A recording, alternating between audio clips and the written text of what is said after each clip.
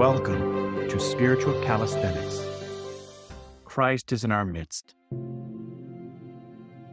August 26th, we commemorate the holy martyrs, Adrian and Natalie, our righteous father Joseph, and the icon of Mother God of Vladimir.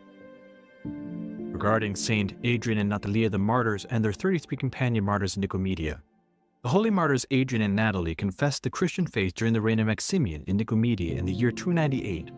Adrian was a pagan, witnessing the valor of the martyrs and the fervent faith with which they suffered their torments. He also declared himself a Christian and was imprisoned.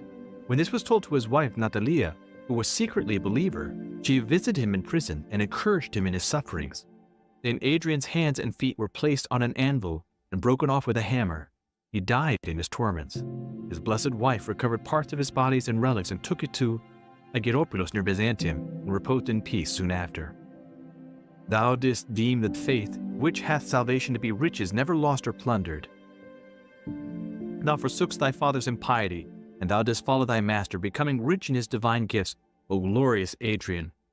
With the godly-minded Natalie, who emboldened thee, treat Christ God, O martyr, that our souls be saved. Having wisely laid to heart all the divine words of thy godly-minded wife, Adrian, martyr of Christ God, in torments thou strovest ardently, with thy yokemate, thou now hast received thy crowns. Saints Adrian and Natalie, along with Saints Timothy and Mavra, Zacharias and Elizabeth, Joachim and Anna are among the married saints that we pray to watch over our marriages.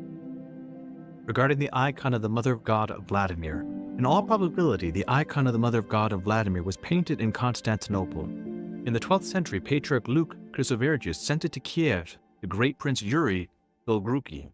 The icon was kept in the convent of Vyshgorod, whence the holy Prince Andrew of Vogliobovo brought it to Vladimir. The icon is one of the most venerated in Russia, having been carried by princes in military campaigns, prayed before by rulers for the welfare of the people, and flocked to by the faithful of all walks of life. At the election of the metropolitans and patriarchs, the names of the candidates were placed before this holy icon, and after prayer, the lot chosen. Patriarch Tikhon the Confessor was elected this way. The icon is celebrated also on June 23rd and May 21st, the last feast being established to commemorate the deliverance of Moscow in 1521 from the onslaught of the Tatar Khan Makhmet Giri. The day the most glorious city of Moscow rejoices radiantly, who receives as a ray of sun thy wonder-working icon, O Lady. And as we now have recourse thereto, we pray to thee and cry, O most wonderful Lady Theotokos, pray to Christ our God, who was incarnate of thee, that this city and all Christian cities and countries be kept unharmed from all assaults of the enemy, and that our souls be saved, for he is merciful. O champion leader, defender of our souls, we joyfully celebrate this festival of thy meeting, O our Lady Theotokos, for thou hast delivered us from evils by the coming of thy precious icon, and as this meet we cry out to thee, rejoice, thou bride unwedded. St. Paul's letter to the Hebrews. Brethren, recall the former days when after you were enlightened, you endured a hard struggle with sufferings, sometimes being publicly exposed to abuse and affliction, and sometimes being partnered with those so treated. For you had compassion on the prisoners, and you joyfully accepted the plundering of your property, since you knew that you yourselves had a better possession and an abiding one. In other words, people can steal our things, but the treasures that we have in heaven cannot be taken from us. Therefore, do not throw away your confidence, which has a great reward, for you have need of endurance, so that you may do the will of God and receive what is promised. For yet a little while, and the coming one shall come, shall not tarry, but my righteous one shall live by faith. In other words, these are the times when we need to turn to God when we're suffering, when we're struggling, or we're helping someone struggle, and ask for his strength. This is how we live by faith. From the Gospel according to Mark. At that time, Jesus, passing along by the Sea of Galilee, saw Simon and Andrew, the brother of Simon, casting a net in the sea, for they were fishermen. Jesus said to them, "Follow me, and I will make you become fishers of men." They immediately left their nets and followed him.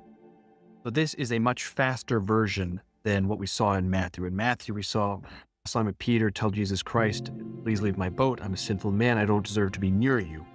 And that's when Jesus Christ said to him, "Have no fear." The Gospel according to Mark is a much more fast-paced action gospel. It is really getting to the heart of the matter of salvation. And so these synoptic moments that are important for all of the gospels are a little faster in this regard. So they are being called to be fishers of men. They are master anglers. They know the Sea of Galilee inside and out. And Christ is asking them to do something far more difficult: catch humans.